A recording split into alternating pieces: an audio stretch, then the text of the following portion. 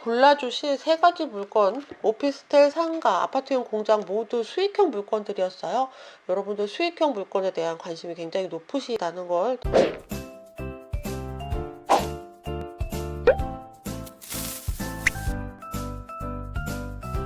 안녕하세요. 반갑습니다. 온라인 트레이닝 시즌2 첫 번째 피드백 시작할게요. 첫 번째 물건은 LGS 05833님 물건입니다.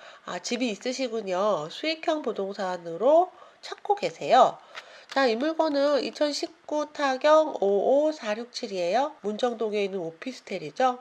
오피스텔이 지금 수익형 부동산으로 더 각광을 받고 있어요. 원래도 오피스텔은 수익형 부동산이긴 한데요. 지금 다른 주택 같은 경우에 대출이 다 안 되잖아요. 그런데 오피스텔은 대출 면에서 보면 상가랑 거의 비슷하게 보고요. 특별하게 제약이 없어요. 그래서 수익형 부동산을 원하신다면, 대출이 필요하시다면, 월세를 받으셔야 된다면 오피스텔을 공략하시는 게 좋습니다.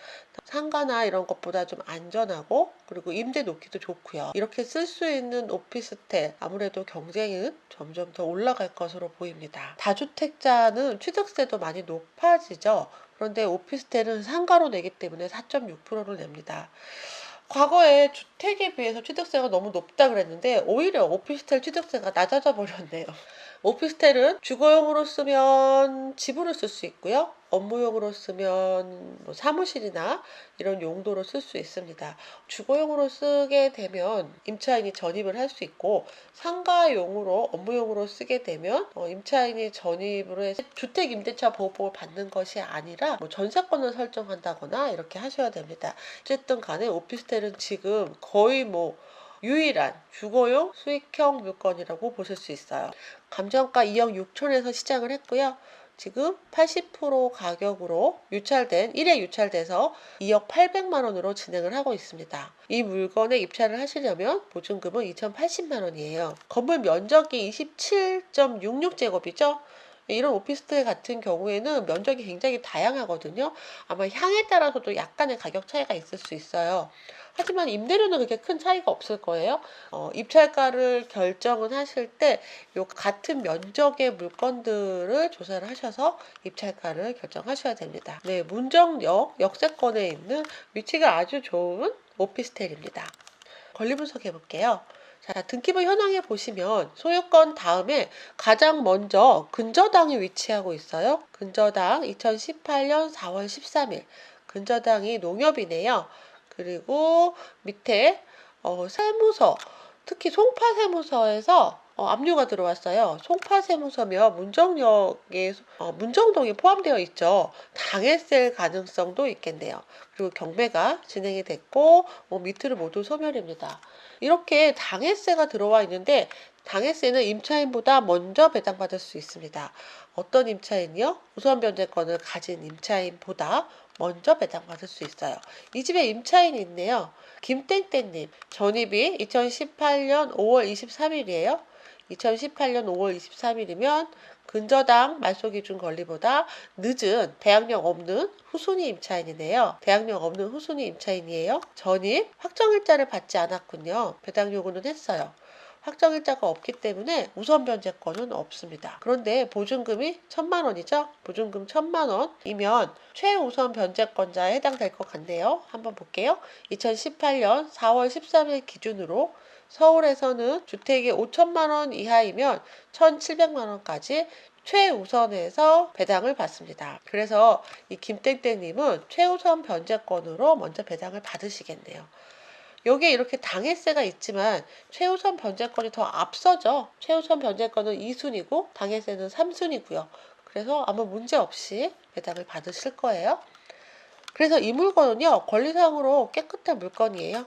그리고 특히 이 임차인 같은 경우에는 이제 입주한 지 한 2년 정도 됐군요. 재계약을 더 하실 수도 있고요. 이런 임차인, 요런 모양의 임차인들은 명도도 어렵지 않아요. 그저 입찰가를 어떻게 쓰는지 고려하셔야 되는데, 지금 최근에 오피스텔 낙찰가가 더 오르고 있어요. 인근의 매각 사례를 보니까 7월 13일에 인근 오피스텔이 100%가 넘게 낙찰이 됐어요. 그리고 통계 자료에서 조회수도 계속 이렇게 높아지고 있거든요. 8월 3일에 어떻게 낙찰이 되는지 한번 지켜보시고 이런 오피스텔을 꾸준히 공략하셔도 좋을 것 같습니다. 낙찰가가 낮진 않지만 하지만 나중에 시세 차익도 고려해 볼 수 있는 그런 물건으로 보여요. 자, 05833님 물건 잘 골라주셨어요. 앞으로도 이런 물건으로 골라주시면 될 것 같아요. 어, 이렇게 입지가 좋은 오피스텔이 그렇게 많진 않거든요.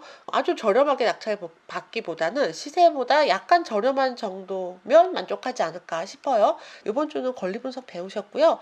다음 주에 현장 답사, 사전 답사하는 거 배우실 텐데 확인하시고 한번 현장에 다녀오셔도 좋을 것 같아요. 다음 물건 볼게요. 자, 이번 물건은 날마다 좋은 날림 물건입니다. 월 고정 수입 시세 차익. 네.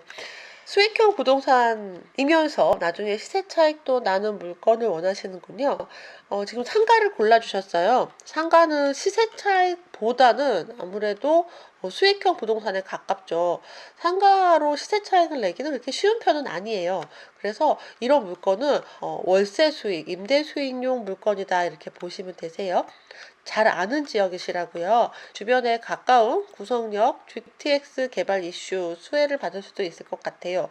그러면 뭐 시세 차익도 조금은 기대할 수 있겠네요.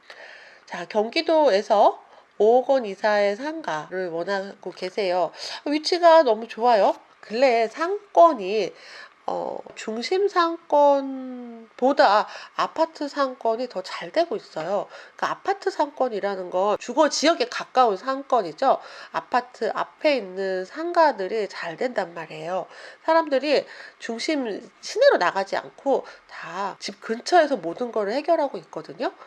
그래서 이런 근린 상가들이 오히려 더 괜찮을 수 있습니다.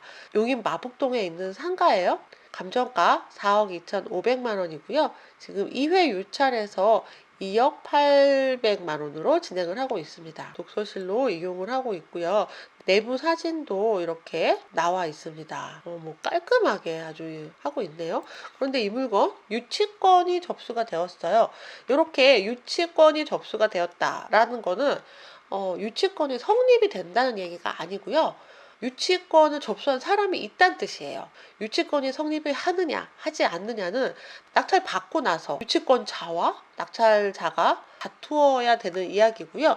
유치권이 성립이 되느냐 안 되느냐를 이 경매 물건에서는 판단하지 않습니다.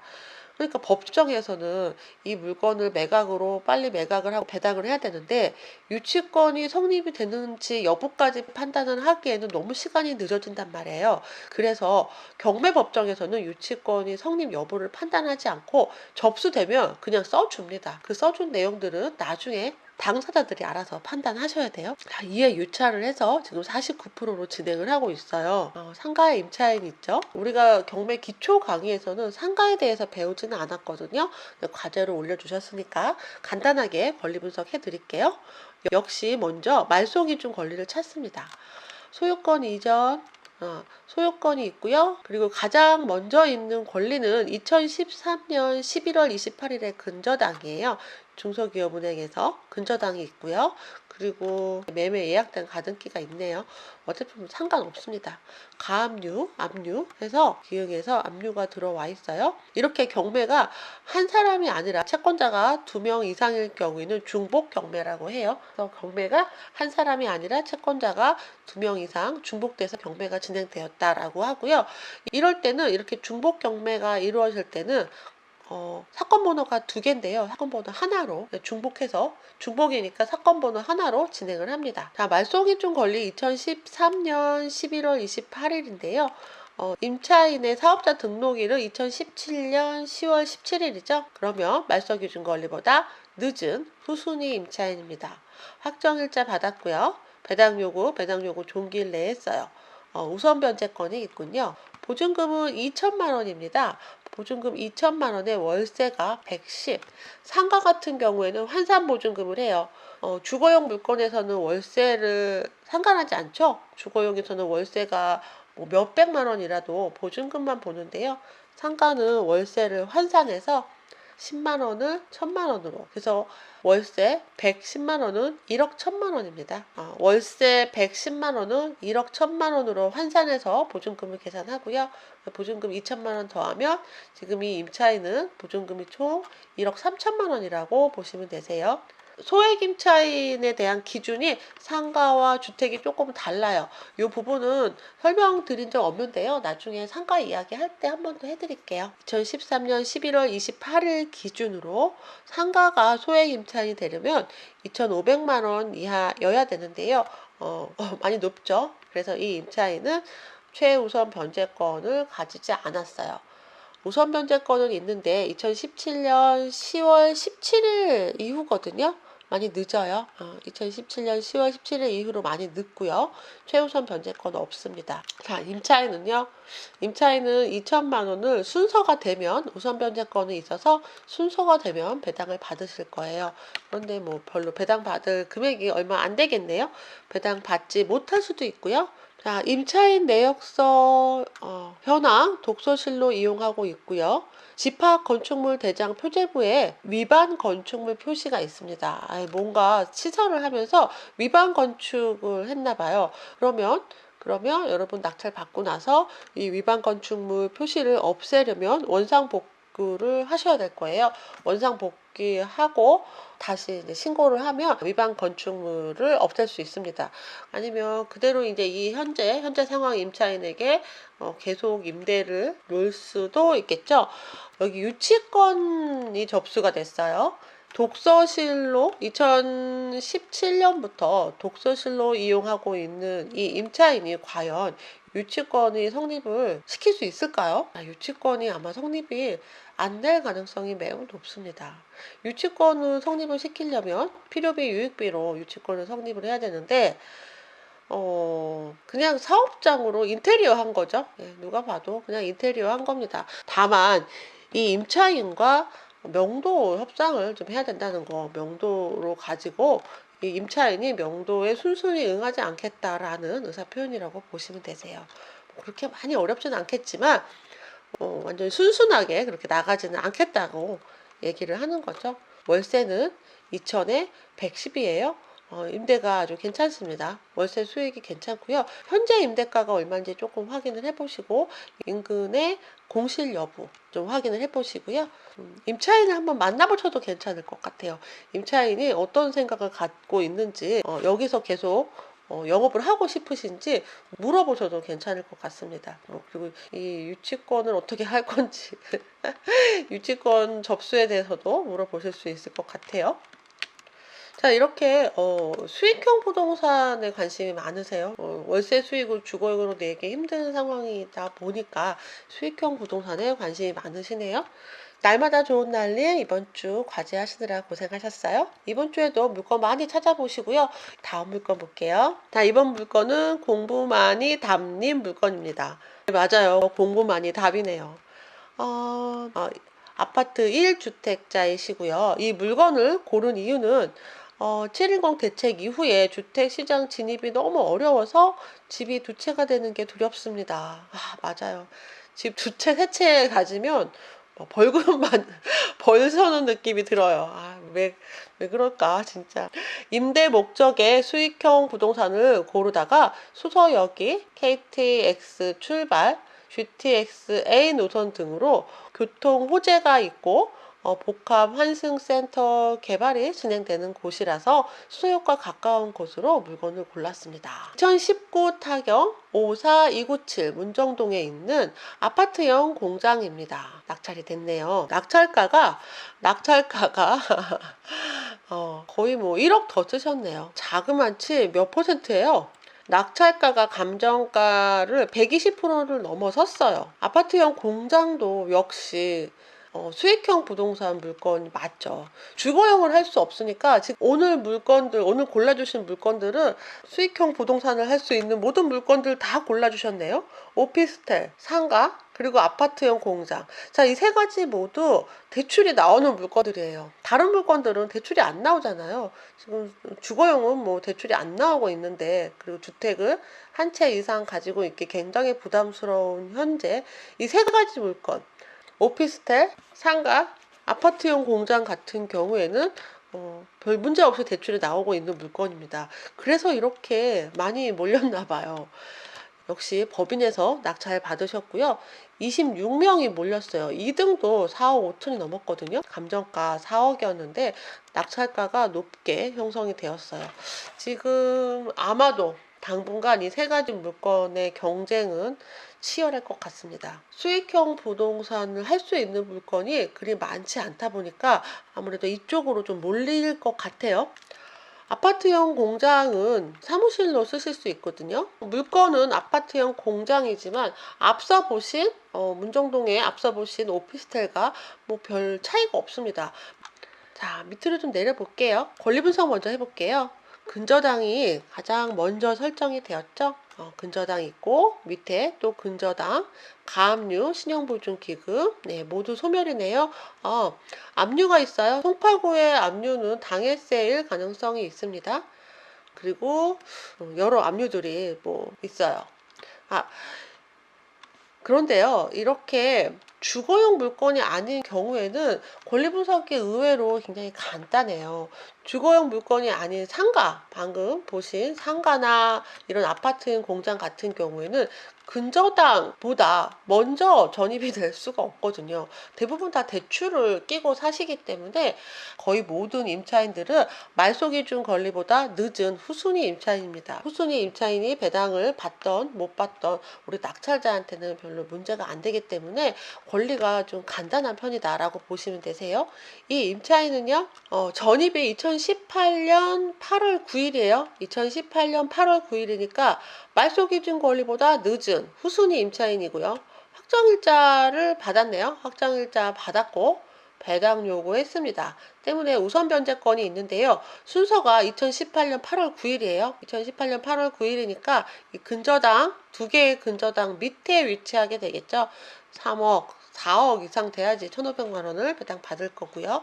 그리고 보증금 1,500에 월세가 130이거든요. 상가임대차 보호법을 보셔야 되죠.